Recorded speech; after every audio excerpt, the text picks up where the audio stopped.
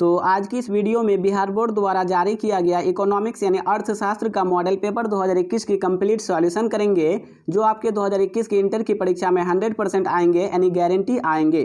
सो आज की इस वीडियो को कंप्लीट जरूर देखिए और लाइक करके अपने दोस्तों को भी शेयर कीजिए, जिससे आपके दोस्तों को भी फायदे हो सके।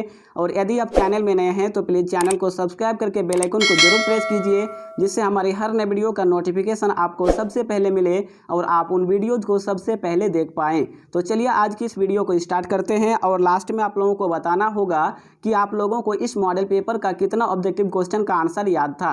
और इस वीडियो में हम लोग 51 से लेके 100 तक की ऑब्जेक्टिव क्वेश्चन को कंप्लीट करेंगे। और इससे पहले वाली वीडियो में हम लोगों ने 1 से लेकर 50 तक की ऑब्जेक्टिव क्वेश्चन को कंप्लीट कर लिया था। यदि आपने पहले वाला वीडियो को नहीं देखे हैं तो लिंक इस वीडियो के डिस्क्रिप्शन में मिल जाएगा, जाकर देख लीजिए, या फिर आप इस वीडियो को कंप्लीट देखिए और कंप्लीट देखने के बाद अंत में यानी लास्ट में इस बॉक्स में वो वीडियो मिल जाएगी, यानी पहले वाली वीडियो मिल जाएगी, तो उसे आप देख लीजिएगा। लेकिन इस वीडियो को कंप्लीट देखने के बाद तो चलिए इस वीडियो को स्टार्ट करते हैं। और हम लोग क्या करेंगे, फटाफट से 50 नंबर क्वेश्चन में पहुँचेंगे, उसके बाद 50 से स्टार्ट करेंगे, यानी 51 से स्टार्ट करेंगे। ओके। और इससे पहले वाली वीडियो में हम लोगों ने 1 से लेकर 50 तक की ऑब्जेक्टिव क्वेश्चन को कंप्लीट कर लिया था। तो आप लोग इस 50 का आंसर जरूर कीजिएगा। केंद्रीय बैंक साख नियंत्रण किसके जरिए करती है? ऑप्शन ए बैंक दर के जरिए, ऑप्शन बी खुले बाजार प्रक्रिया के जरिए, ऑप्शन सी CRR के जरिए, ऑप्शन डी उपर्युक्त सभी। Central bank control credit through which? Bank rate, open market operation, CRR, all the above. तो आप लोग इस 50 का आंसर जरूर कीजिएगा। जो पहले वाली वीडियो देख लिए हैं और जो नहीं देखे हैं वो लास्ट में यहाँ पे वीडियो मिलेगी, देख लीजिएगा, उसके बाद इसका आंसर कर दीजिएगा। तो चलिए हम लोग इससे 51 से स्टार्ट करते हैं। तो 51 नंबर क्वेश्चन, मौद्रिक नीति के प्रमुख उद्देश्य क्या है? What are the major objectives of monetary policy? यानी मौद्रिक नीति के प्रमुख उद्देश्य क्या है? तो एक का जो सही आंसर होगा ऑप्शन डी उपर्युक्त सभी, अर्थात उत्पादन एवं रोजगार में वृद्धि, विदेशी विनिमय दर की स्थिरता और मूल्य स्थिरता, ये तीनों। तो 51 का जो सही आंसर होगा वो ऑप्शन डी होगा। चलिए इसका अंग्रेजी में देख लेते हैं, क्योंकि बहुत सारे स्टूडेंट इंग्लिश मीडियम के हैं। तो क्या हो जाएगा, डी नंबर ऑप्शन, यानी ऑल द एबोव। कौन कौन? तो increase in output and employment, stability in foreign exchange rate और प्राइस स्टेबिलिटी, ये तीनों होगा, यानी सही आंसर ऑप्शन डी। आगे हम लोगों का 52 नंबर क्वेश्चन, साख मुद्रा का विस्तार होता है जब CRR, credit money is increased when CRR, यानी साख मुद्रा का विस्तार होता है जब CRR क्या होता है? तो 52 का जो सही आंसर होगा ऑप्शन ए होगा, घटता है। जब CRR घटेगा तब साख मुद्रा का विस्तार होगा, यानी 52 का सही आंसर ऑप्शन ए फॉल्स, यानी घटता है। तो याद रखिएगा 52 का ए। आगे हम लोगों का 53 नंबर क्वेश्चन, निम्नलिखित में से कौन केंद्रीय बैंक का मुख्य कार्य नहीं है? Which of the following is not the function of central bank? यानी निम्न में से कौन जो है वो केंद्रीय बैंक का मुख्य यानी प्रमुख कार्य नहीं है? तो 53 का जो सही आंसर होगा वो ऑप्शन डी होगा, यानी इनमें से कोई नहीं। क्या हो जाएगा? 53 का सही आंसर ऑप्शन डी, इनमें से कोई नहीं, यानी आंसर हो जाएगा नन ऑफ दीज। आगे देखिए हम लोगों का 54 नंबर क्वेश्चन, दूसरी नरसिम्हम समिति का गठन किस वर्ष हुआ था? दूसरी नरसिम्हम समिति का जो गठन हुआ था वो किस वर्ष हुआ था? तो 54 का जो सही आंसर होगा ऑप्शन डी 1998 ईस्वी में। कब हुआ था? तो 1998 ईस्वी में, यानी 54 का सही answer option D.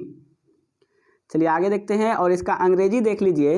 In which year the second Narasimham committee was constituted? तो क्या हो जाएगा, इसका जो सही आंसर होगा ऑप्शन डी हो जाएगा 1998, यानी 1998 ईस्वी में, अर्थात option D.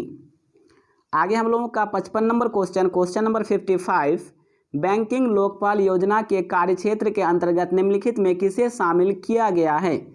Which is included in the preview of banking ombudsman scheme?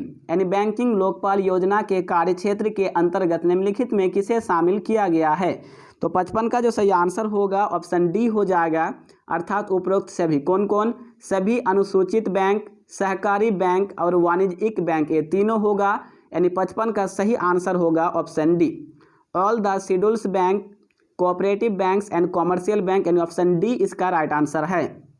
तो फ्रेंड्स, यदि आप लोग 400 प्लस मार्क्स लाना चाहते हैं और गांव में अपना नाम बनाना चाहते हैं, अपना फ्यूचर को अच्छा करना चाहते हैं, तो प्लीज़ 1 मिनट ध्यान से सुनिएगा। क्या आप एक ऐसा स्पेशल ग्रुप से जुड़ना चाहते हैं जिसमें आपको हर subject accountancy, business studies, entrepreneurship, economics, Hindi और इंग्लिश का मोस्ट इंपॉर्टेंट क्वेश्चन का पीडीएफ यानी ऑब्जेक्टिव और सब्जेक्टिव दोनों का पीडीएफ मिलेगा, जिसमें आप लोगों को आंसर भी दिया रहेगा, जिससे आपकी तैयारी बेहतर होगी, जिससे आप आसानी से 80% प्लस यानी 400 प्लस मार्क्स ला पाएंगे। पिछले साल कई विद्यार्थियों ने 85% मार्क्स यानी 425 मार्क्स तक लाया था। कितने दिन में? तो मात्र 1 महीना पढ़कर, मतलब कि मात्र 30 दिन में उन लोगों ने स्पेशल ग्रुप को ज्वाइन करके और पढ़ाई करके 425 मार्क्स तक लाया था। ठीक है। और यदि आप भी चाहते हैं कि आपका भी अच्छा खासा नाम हो, तो अगर आप भी 80% प्लस मार्क्स लाना चाहते हैं, यानी यदि आप भी चाहते हैं कि आपका भी 400 प्लस मार्क्स हो, तो आप स्पेशल ग्रुप को जरूर ज्वाइन कीजिए। स्पेशल ग्रुप में ज्वाइन होने के लिए आपको मात्र 51 रुपये, कितने रुपये? तो मात्र 51 रुपये पेमेंट करना होगा। पेमेंट एक ही बार करना है, दोबारा पेमेंट करने की ज़रूरत नहीं है, और 51 रुपये पेमेंट करना होगा। और आपको सभी सब्जेक्ट का मोस्ट इंपॉर्टेंट क्वेश्चन का पीडीएफ यानी नोट्स जो होता है, जो आपके 2021 के इंटर की एग्जाम के लिए वेरी वेरी इंपॉर्टेंट है, यानी 100% आने की चांस है, वो सारा क्वेश्चन आपको दिया जाएगा, जिससे आप आसानी से 400 प्लस मार्क्स ला सकते हैं पिछले 5 साल की तरह, यानी पिछले 5 ईयर्स की तरह। ओके। और आपको जो है सारा क्वेश्चन मिलता रहेगा और आप आसानी से 400 प्लस मार्क्स ला पाएंगे। और यदि आप लोग ज्वाइन करना चाहते हैं तो ये मेरा व्हाट्सएप नंबर है, इसको मैं थोड़ा कर देता हूँ जूम ताकि आप लोगों को सही से दिखाई दे। यहाँ पे देख सकते हैं, ये मेरा व्हाट्सएप नंबर है। कौन कौन? तो 74 93 99 18 90 7493991890। तो इस नंबर पे आप लोग व्हाट्सएप पे स्पेशल ग्रुप लिखकर मैसेज कीजिए, तो आप लोगों को स्पेशल ग्रुप में ऐड किया जाएगा, जिसके लिए आपको मात्र 51 रुपये पेमेंट करना होगा। और 51 रुपये में आपकी सारी सब्जेक्ट की, चाहे आपका कॉमर्स का सभी सब्जेक्ट हो या फिर आपका आर्ट्स का सभी सब्जेक्ट हो, सभी सब्जेक्ट की कंप्लीट तैयारी कराई जाएगी पिछले 5 साल की तरह, और आप लोगों को अच्छी खासी मार्क्स आएगी। ये फिक्स है, क्योंकि पिछले 5 ईयर्स का रिकॉर्ड है 85% तक का, यानी हर साल जो है बच्चे 80% प्लस मार्क्स क्रॉस किया है। तो यदि आप चाहते हैं कि आपका फ्यूचर अच्छा हो, आपका नाम बने गाँव में, तो 51 रुपये में आपको सारी सब्जेक्ट का मिल जाएगा, जिससे आप आसानी से 400 प्लस मार्क्स ला पाएंगे। और अभी तक बहुत सारे स्टूडेंट ज्वाइन कर चुके हैं, सो आप फटाफट ज्वाइन कर लीजिए। आप लोग वीडियो को अंत तक जरूर देखिएगा, क्योंकि ये सारे क्वेश्चन आपके 2021 की इंटर की एग्जाम के लिए काफ़ी इंपॉर्टेंट है। तो यहाँ पे 56 नंबर क्वेश्चन, भारतीय बैंकिंग प्रणाली का संरक्षक कौन है? Who is the custodian of Indian banking system? यानी भारतीय बैंकिंग प्रणाली का संरक्षक कौन है? तो इस 56 का जो सही आंसर होगा ऑप्शन ये रिजर्व बैंक ऑफ इंडिया। कौन है? तो रिजर्व बैंक ऑफ इंडिया, यानी ऑप्शन ए हो जाएगा, रिजर्व बैंक ऑफ इंडिया। तो 56 का सही आंसर ऑप्शन ए। आगे हम लोगों का 57 नंबर क्वेश्चन, भारत में बैंकिंग क्षेत्रों का सुधार किस वर्ष शुरू हुआ?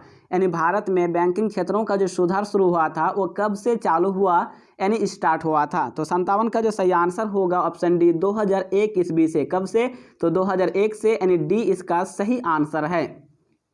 और इसका अंग्रेजी देख लीजिए, banking sector reforms in Indian begin in which year? क्या हो जाएगा? ऑप्शन डी, 2001, यानी 2001। और नेक्स्ट हम लोगों का 58 नंबर क्वेश्चन, पूर्ति स्वयं मांग का सृजन करती है, निम्नलिखित में किसने प्रतिपादित किया? Supply creates it's one demand, who प्रोपाउंड this law? मतलब कि इस नियम की खोज को किसने किया था? ठीक है।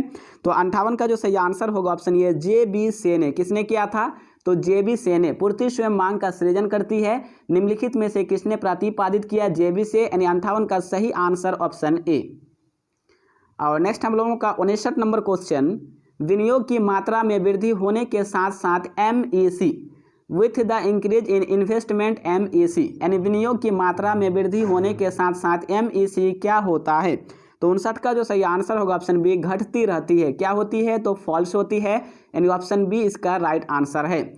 और अब तक आप लोग YouTube पे सर्च कर लीजिए, आप लोगों को किसी भी चैनल में इकोनॉमिक्स का आंसर की वाली वीडियो नहीं मिलेगी। ओके, सबसे पहले आपको इसी चैनल पे मिलेगी।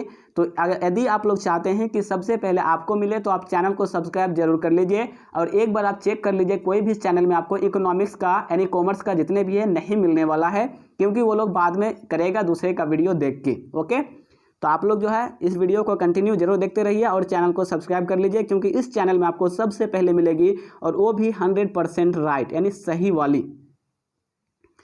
और नेक्स्ट देखिए हम लोगों का 60 नंबर क्वेश्चन, क्वेश्चन नंबर 60, निम्नलिखित में से वास्तविक निवेश है, निम्नलिखित में से वास्तविक निवेश है। तो 60 का सही आंसर होगा ऑप्शन सी, भवनों का निर्माण। क्या होगा? तो 60 का सी, भवनों का निर्माण। तो चलिए इसका अंग्रेजी देखते हैं। Real investment in the following is, क्या हो जाएगा? तो ऑप्शन सी हो जाएगा कंस्ट्रक्शन ऑफ बिल्डिंग, यानी 60 का सही answer option C, construction of building यानी भवनों का निर्माण। आगे देखिए हम लोगों का 61 नंबर क्वेश्चन, सामूहिक मांग के प्रमुख घटक क्या है? What are the components of aggregate demand, यानी सामूहिक मांग के प्रमुख घटक क्या है? तो 61 का जो सही आंसर होगा ऑप्शन डी, उपर्युक्त सभी। कौन कौन? तो व्यक्तिगत उपयोग, सार्वजनिक उपयोग और विनियोग, ये तीनों होगा, यानी 61 का सही आंसर होगा option D. Individual consumption, public consumption और इन्वेस्टमेंट, ये तीनों तो सही answer option D, all the above. आगे हम लोगों का देखिए 62 नंबर क्वेश्चन, किन्स के अर्थव्यवस्था में न्यून मांग की दशा को निम्नलिखित में किस नाम से पुकारा जाता है? तो इस 62 का यानी 62 का जो सही आंसर होगा ऑप्शन बी, अपूर्ण रोजगार संतुलन। किससे? तो अपूर्ण रोजगार संतुलन, यानी 62 का सही आंसर ऑप्शन बी, अपूर्ण रोजगार संतुलन। इसका अंग्रेजी हम लोग देख लेते हैं, काफ़ी इंपॉर्टेंट है। Which of the following is known as the state of deficient demand in Keynesian, ठीक है, किन्सियन इकोनॉमी। तो इसका जो सही आंसर होगा ऑप्शन बी हो जाएगा, इम्परफेक्ट एम्प्लॉयमेंट इक्विलिब्रियम, यानी ऑप्शन बी इसका राइट आंसर है। और नेक्स्ट हम लोगों का 63 नंबर क्वेश्चन, क्वेश्चन नंबर 63 यानी 63, निम्नलिखित में किसके अनुसार मजदूरी कटौती अर्थव्यवस्था में पूर्ण रोजगार की दशा को स्वाभाविक ढंग से बनाए रखती है? Wage cut maintains full employment in the economy. Who put forward this view? तो इस 63 का यानी 63 का जो सही आंसर होगा ऑप्शन ए, पीग्यू ने। किसने? तो पीग्यू, यानी ऑप्शन ए इसका राइट आंसर है। 63 का सही आंसर ऑप्शन ए। आगे देखिए हम लोगों का 64 नंबर क्वेश्चन, क्वेश्चन नंबर 64 यानी 64, किन्सियन बचत निवेश दृष्टिकोण के अनुसार आय रोजगार संतुलन निर्धारण निम्नलिखित में से किस बिंदु पर होगा? According to Keynesian saving investment viewpoint, income employment equilibrium will be determined at which point? तो 64 का जो सही आंसर होगा ऑप्शन सी होगा, आई बराबर एस हो जाएगा। क्या हो जाएगा? तो आई बराबर एस, यानी 64 का सही आंसर होगा ऑप्शन सी। और नेक्स्ट हम लोगों का देखिए 65 नंबर क्वेश्चन, क्वेश्चन नंबर 65 यानी 65, आय एवं उत्पादन के संतुलन पर सामूहिक मांग में वृद्धि होने पर निम्नलिखित में किसमें वृद्धि होती है?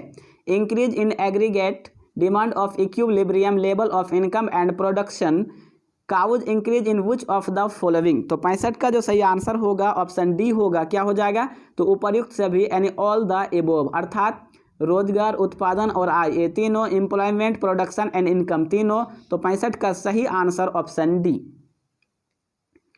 और नेक्स्ट हम लोगों का 66 नंबर क्वेश्चन, क्वेश्चन नंबर 66 यानी 66, किन्स ने विनियोग गुणक का विचार निम्नलिखित में किससे प्राप्त किया?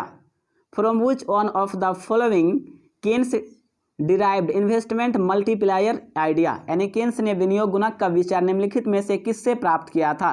तो इस 66 का जो सही आंसर होगा ऑप्शन सी हो जाएगा, काहन के रोजगार गुणक। किससे? तो काहन्स एम्प्लॉयमेंट मल्टीप्लायर, यानी काहन के रोजगार गुणक। तो 66 का सही आंसर ऑप्शन सी। और नेक्स्ट हम लोगों का देखिए 67 number question, question number 67, Keynes के विनियोग गुणक का मूल्य पर निर्भर है? किन्स के विनियोग गुणक का मूल्य पर निर्भर है? तो 67 का जो सही आंसर होगा ऑप्शन सी, सीमांत उपभोग प्रवृत्ति। कौन सा है? तो सीमांत उपभोग प्रवृत्ति, यानी 67 का सी। और फटाक से आंसर देख लेते हैं इसका इंग्लिश में। The value of Keynesian investment multiplier depends on, तो क्या हो जाएगा? ऑप्शन सी, मार्जिनल प्रोपेंसिटी, ठीक है, प्रोपेंसिटी टू कंज्यूम, यानी ऑप्शन सी इसका राइट आंसर है। 67 का सही आंसर ऑप्शन सी। और नेक्स्ट हम लोगों का 68 नंबर क्वेश्चन है, यदि एमपीसी इक्वल टू 0.5, यानी यदि एमपीसी बराबर 0.5 तो के होगा, यानी के का मान कितना होगा? If MPC equal to 0.5 then multiplier K will be, यानी के का गुणक कितना होगा? तो इस 68 का जो सही आंसर होगा ऑप्शन सी 2 होगा। कितना होगा? 2, यानी ऑप्शन सी इसका राइट आंसर है। 68 का सही आंसर ऑप्शन सी। और नेक्स्ट हम लोगों का 69 नंबर क्वेश्चन, अवस्फीतिक अंतराल की दशाओं में। तो 69 का जो सही आंसर होगा ऑप्शन डी, इनमें से कोई नहीं। क्या होगा?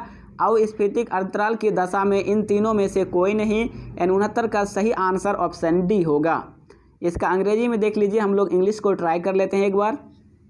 इन the situation of deflationary gap, तो क्या हो जाएगा? सही आंसर ऑप्शन डी हो जाएगा, यानी नन ऑफ दिस। 69 का सही answer option D, none of this, यानी ऑप्शन डी। और नेक्स्ट देखिए हम लोगों का 70 नंबर क्वेश्चन नंबर 70 यानी 70, अतिरेक मांग उत्पन्न होने के निम्नलिखित में कौन से कारण हैं? Which of the following is a reason of appearing surplus demand? यानी अतिरेक यानी सबसे अधिक मांग उत्पन्न होने के निम्नलिखित में से कौन से कारण है? तो 70 का जो सही आंसर होगा ऑप्शन डी, उपर्युक्त से भी। कौन कौन? तो सार्वजनिक व्यय में वृद्धि, मुद्रा की पूर्ति में वृद्धि और करों में कमी, ये तीनों हो जाएगा। तो 70 का सही answer option D. Increase in public expenditure, increase in money supply, decrease in taxes, ये तीनों। तो सही आंसर ऑप्शन डी, 70 का डी। आगे देखिए हम लोगों का 71 नंबर क्वेश्चन नंबर 71 यानी 71, पूर्ण रोजगार के आगे की सामूहिक मांग तथा पूर्ण रोजगार वाली सामूहिक मांग के अंतर को व्यक्त करता है। तो 71 का जो सही आंसर होगा ऑप्शन ये, स्फीतिक अंतराल। कौन व्यक्त करता है? तो स्फीतिक अंतराल, यानी 71 का सही आंसर ऑप्शन ए। यहाँ पे आप लोग देख सकते हैं, the difference between the aggregate demand at above full employment and aggregate demand at full employment is known as. तो क्या हो जाएगा? सही आंसर ऑप्शन ए हो जाएगा, इन्फ्लेशनरी। ठीक है, इन्फ्लेशनरी गैप, यानी ऑप्शन ए। चलिए आगे देखते हैं। और नेक्स्ट हम लोगों का 72 यानी 72 नंबर क्वेश्चन, अवस्फीतिक अंतराल किसकी माप बताता है? अवस्फीतिक अंतराल जो है वो किसकी माप बताता है? Deflationary gap shows the measurement of which. तो 72 का जो सही आंसर होगा ऑप्शन ए, न्यून मांग की। किसकी? तो न्यून मांग यानी डिफिसिट डिमांड, यानी 72 का सही आंसर ऑप्शन ए। आगे देखिए हम लोगों का 73 नंबर क्वेश्चन, केन्स ने अर्थव्यवस्था में अतिरेक मांग की दशा को किस नाम से पुकारा है? In Keynesian economics the state of surplus demand is called as. तो 73 का जो सही आंसर होगा ऑप्शन ए होगा, पूर्ण रोजगार संतुलन। किस नाम से? तो फुल एम्प्लॉयमेंट इक्विलिब्रियम, यानी 73 का सही आंसर होगा ऑप्शन ए। आगे देखिए हम लोगों का 74 नंबर क्वेश्चन नंबर 75, न्यून मांग को ठीक करने के लिए निम्नलिखित में कौन से उपाय हैं? Which on of the following is the corrective measure for deficient demand. यानी न्यून मांग को ठीक करने के लिए निम्नलिखित में से कौन से उपाय हैं, मतलब कौन से तरीके हैं? तो 74 का जो सही आंसर होगा ऑप्शन सी, ए और बी दोनों, अर्थात राजकोषीय उपाय और मौद्रिक उपाय, ए दोनों होगा। तो 74 का सही आंसर ऑप्शन सी होगा। और इसका अंग्रेजी देख लेते हैं, अंग्रेजी देखना भी जरूरी है। Which on of the following is the corrective measure for deficient demand. क्या हो जाएगा? तो ऑप्शन सी हो जाएगा, यानी fiscal measure and monetary measure, ये दोनों। तो ऑप्शन सी इसका राइट आंसर है। और नेक्स्ट हम लोगों का 75 नंबर क्वेश्चन नंबर 75, केंद्रीय बैंक निम्नलिखित में से किसके द्वारा मात्रात्मक साख नियंत्रण करता है? Which of the following method central bank adopts for controlling quantitative credit. तो 75 का जो सही आंसर होगा वो ऑप्शन डी होगा, उपर्युक्त सभी। कौन कौन? तो बैंक दर, खुले बाजार की क्रियाएं और नगद कोष अनुपात में परिवर्तन, ये तीनों। तो 75 का सही आंसर ऑप्शन डी। इसका अंग्रेजी में क्या हो जाएगा? तो option D, all the above. Bank rate, open market operation, change in cash reserve ratio, तीनों होगा, यानी ऑप्शन डी इसका राइट आंसर होगा। आगे हम लोगों का 76 नंबर क्वेश्चन, न्यून मांग को ठीक करने के लिए निम्नलिखित में कौन से मौद्रिक उपाय किए जा सकते हैं? तो 76 का जो सही आंसर होगा वो ऑप्शन डी होगा, उपर्युक्त से भी। कौन कौन से उपाय? तो बैंक दर में कमी, खुले बाजार से प्रतिभूतियां खरीदना, नगद कोष अनुपात को कम करना, तीनों होगा, यानी इसका जो सही आंसर होगा वो ऑप्शन डी होगा, यानी 76 का सही आंसर ऑप्शन डी। इसका अंग्रेजी आप लोग देख सकते हैं, which monetary measure may be adapted to correct deficient demand. तो reduction in bank rate, buying securities from open market और रिडक्सिंग कैश रिजर्व रेशियो, यानी ऑप्शन डी इसका राइट आंसर है। 76 का सही आंसर ऑप्शन डी। आगे हम लोगों का 77 नंबर क्वेश्चन, चलिए इसको थोड़ा नीचे कर, वेट, हाँ, 77 नंबर क्वेश्चन, स्फीतिक अंतराल को ठीक करने के लिए प्रमुख राजकोषीय उपाय कौन से हैं? तो इस 77 का जो सही आंसर होगा ऑप्शन डी, उपर्युक्त सभी। कौन कौन? तो सार्वजनिक व्यय में कटौती, करों में वृद्धि और सार्वजनिक ऋणों में वृद्धि, ये तीनों होगा। यानी 77 का सही आंसर ऑप्शन डी होगा। इन इंग्लिश यानी अंग्रेजी में, which fiscal measure is to be adopted for correcting inflationary gap? तो क्या हो जाएगा option D, all the above. Reduction in public expenditure, increase in taxes, increase in public debt, ये तीनों होगा। तो इसका सही आंसर ऑप्शन डी होगा। आगे देखिए हम लोगों का 78 नंबर क्वेश्चन, क्वेश्चन नंबर 78, जो कि ये काफ़ी फेमस क्वेश्चन है और ये लगभग आपके 2021 के इंटर की परीक्षा में 99.99 मतलब 100% आने वाले हैं। तो भारत का वित्तीय वर्ष होता है, कौन होता है? Financial year in India is, तो भारत का वित्तीय वर्ष होता है 1 अप्रैल से 31 मार्च तक, अप्रैल 1 टू मार्च 31, यानी ऑप्शन ए इसका राइट आंसर है।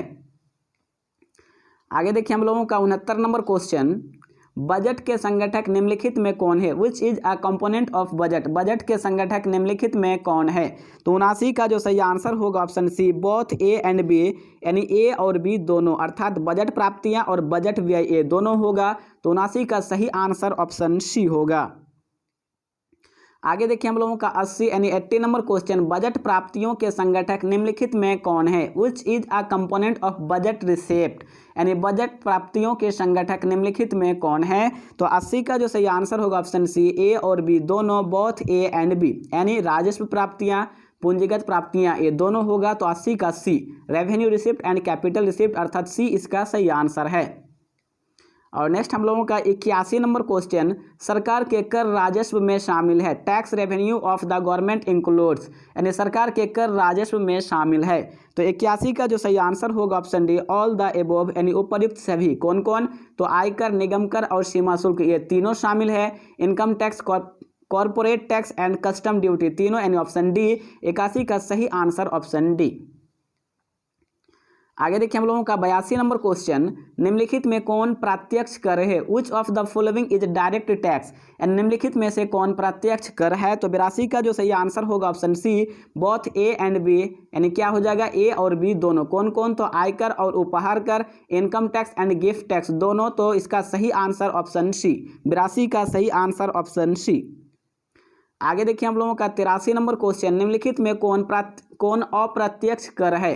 Which of the following is an indirect tax, यानी निम्नलिखित में से कौन जो है वो अप्रत्यक्ष कर है? तो 83 का जो सही आंसर होगा ऑप्शन डी, इनमें से सभी, अर्थात ऑल द एबोव। कौन कौन? तो उत्पाद शुल्क, बिक्री कर और सीमा शुल्क ये तीनों, उत्पाद शुल्क, बिक्री कर और सीमा शुल्क तीनों, यानी 83 का सही answer option D. Excise duty, sales tax and custom duty तीनों, यानी सही आंसर ऑप्शन डी होगा। आगे हम लोगों का 84 नंबर क्वेश्चन, निम्नलिखित में से कौन सा सरकार का पूंजीगत व्यय है? Which of the following is capital expenditure of the government, यानी निम्नलिखित में से कौन सा सरकार का पूंजीगत व्यय है? तो 84 का सही आंसर होगा ऑप्शन डी, इनमें से सभी, अर्थात ऑल ऑफ दीज। कौन कौन? तो ब्याज का भुगतान, मकान का क्रय और मशीनरी तीनों, यानी option D. Interest payment, purchase of house, expenses of machinery, expenses of machinery, यानी ये तीनों होगा। तो 84 का सही आंसर आपको डी में टिक करना होगा। आगे देखिए हम लोगों का 85 नंबर क्वेश्चन, बजट में सम्मिलित है, यानी बजट में क्या क्या सम्मिलित है? तो 85 का जो सही आंसर होगा ऑप्शन डी, इनमें से सभी, अर्थात आगम घाटा, वित्तीय घाटा और प्रारंभिक घाटा ये तीनों बजट में सम्मिलित है। तो 85 का सही answer option D. In English, budget includes क्या हो जाएगा? Revenue deficit, financial deficit, primary deficit ये तीनों, यानी ऑप्शन डी इसका राइट आंसर है, ऑल ऑफ दीज। और नेक्स्ट हम लोगों का 86 नंबर क्वेश्चन, भारत में संसद बजट को सामान्यता स्वीकृति दे देती है 28 फरवरी तक, 1 मार्च तक, 15 मार्च तक, 31 मार्च तक। Indian parliament generally approves budget up to February 28, up to March 1, up to March 15, up to March 31। ठीक है, तो फ्रेंड्स इस 86 नंबर ऑब्जेक्टिव क्वेश्चन का आंसर आप लोगों को करना है, क्योंकि इसका आंसर मुझे कंफर्म मालूम नहीं है। जो सच है वो सच है, मैं किसी को कोई भी आंसर झूठ नहीं बोलता। ठीक है, इसलिए मैं आप लोगों को बता दिया। तो जिसका आंसर सही होगा उसका आंसर को पिन कर दिया जाएगा, यानी उसको सबसे ऊपर कर दिया जाएगा और वही सही आंसर होगा। तो आप लोग जो है इसका आंसर जरूर कीजिए, मतलब कर दीजिएगा। मैं नहीं चाहता हूँ कि मैं आप लोगों को आंसर गलत करूँ। ठीक है, मेरी जहाँ तक कोशिश होती है मैं चाहता हूँ कि आप लोगों को सबसे पहले दिया जाए और 100% एक्यूरेट दिया जाए। इसलिए मैं इसीलिए जो है इस 86 का मुझे कंफर्म पता नहीं था। मुझे एक बार लगता है ये होगा, एक बार वो लगता है, मतलब कंफ्यूज होता हूँ। सो मैं इसका आंसर नहीं किया, तो आप लोग जरूर कीजिएगा। जिसका आंसर सही होगा उसको बता देंगे। मैं कभी भी झूठ बोल के आगे नहीं बढ़ूंगा, ओके, क्योंकि आप लोगों की फ्यूचर का सवाल है। तो 86 का आप लोग आंसर जरूर कीजिएगा।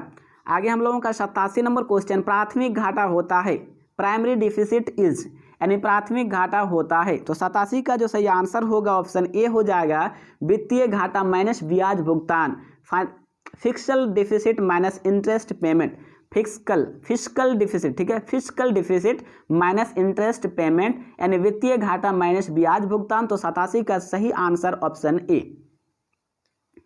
आगे देखिए हम लोगों का 88 नंबर क्वेश्चन, बजट निम्नलिखित प्रकार के होते हैं, budget are of the following types, budget निम्नलिखित प्रकार के होते हैं।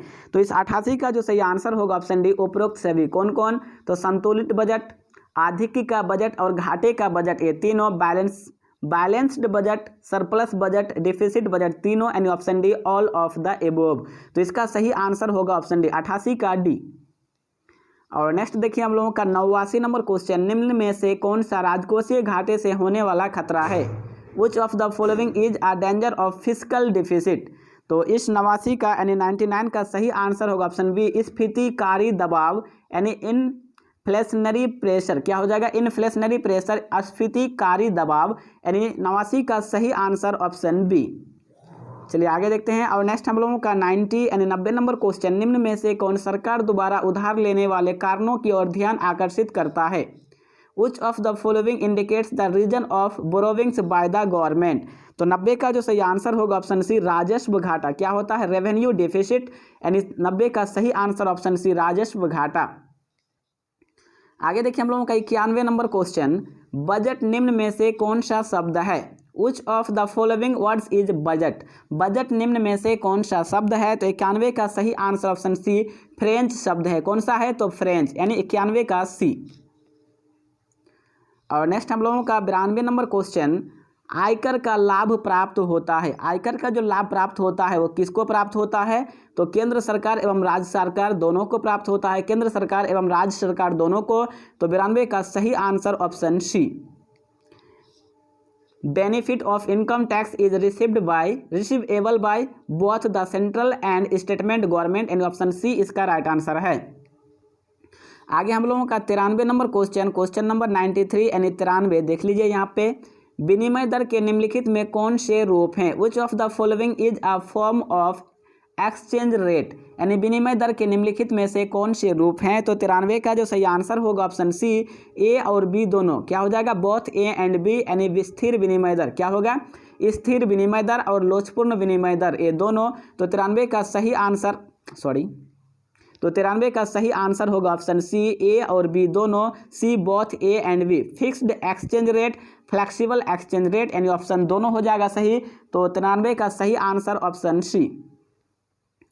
चलिए आगे देखते हैं। और नेक्स्ट हम लोगों का 94 नंबर क्वेश्चन 94, लोचपूर्ण विनिमय दर के निम्नलिखित में कौन से गुण है? Which one of the following is a merit of flexible exchange rate, यानी लोचपूर्ण विनिमय दर के निम्नलिखित में कौन से गुण है? तो 94 का जो सही आंसर होगा ऑप्शन डी, उपर्युक्त सभी। कौन कौन से? तो सरल प्रणाली, सतत समायोजन और भुगतान संतुलन में सुधार, ये तीनों। तो 94 का सही आंसर ऑप्शन डी, उपर्युक्त सभी। Simple system, continuous adjustment, improves balance of payment, यानी ये तीनों। तो सही answer option D, all the above. और नेक्स्ट देखिए हम लोगों का 95 नंबर क्वेश्चन, लोचपूर्ण विनिमय दर प्रणाली के निम्नलिखित में कौन से दोष हैं? Which one of the following is a demerit of flexible exchange rate. तो 95 का जो सही आंसर होगा ऑप्शन डी, उपर्युक्त सभी, यानी ऑल द एबोव। कौन कौन? तो निम्न दर के दुष्परिणाम, अनिश्चितता और अंतर्राष्ट्रीय बाजार में अस्थिरता, ये तीनों। तो 95 का सही आंसर होगा option D, bad effects of law rate, uncertainty, instability in foreign trade, ये तीनों। तो सही answer option D, all the above. आगे हम लोगों का 96 नंबर क्वेश्चन, विदेशी विनिमय बाजार के रूप हैं, विदेशी विनिमय बाजार के रूप हैं। तो 96 का सही आंसर ऑप्शन सी, ए और बी दोनों, चालू बाजार और वायदा बाजार, ये दोनों। तो 96 का सही आंसर ऑप्शन सी। इसका अंग्रेजी देख लीजिए, the foreign exchange market is? Option C both A and B, spot market and future market. Option C इसका राइट आंसर है। आगे देखिए हम लोगों का 97 नंबर क्वेश्चन, भुगतान शेष के अंतर्गत निम्नलिखित में कौन सी मदें सम्मिलित होती है?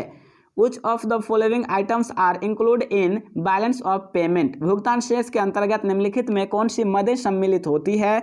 तो 97 का जो सही आंसर होगा ऑप्शन डी, इनमें से सभी, ऑल ऑफ दीज। कौन कौन? तो दृश्य मदे, अदृश्य मदे और पूंजी अंतरण, तीनों। 97 का सही answer option D. Visible items, invisible items, capital transfer, ये तीनों होगा, यानी 97 का सही आंसर ऑप्शन डी होगा। और नेक्स्ट हम लोगों का 98 नंबर क्वेश्चन, अदृश्य मदों के अंतर्गत निम्नलिखित में कौन सी मदें सम्मिलित होती है? Which of the following is invisible items of balance sheet of payment? Balance of payment. तो 98 का जो सही आंसर होगा ऑप्शन डी, उपर्युक्त सभी। कौन कौन? तो बैंकिंग, जहाजरानी और संचार, तीनों। तो 98 का सही आंसर ऑप्शन डी, यानी banking, shipping, communication, option D इसका राइट आंसर है।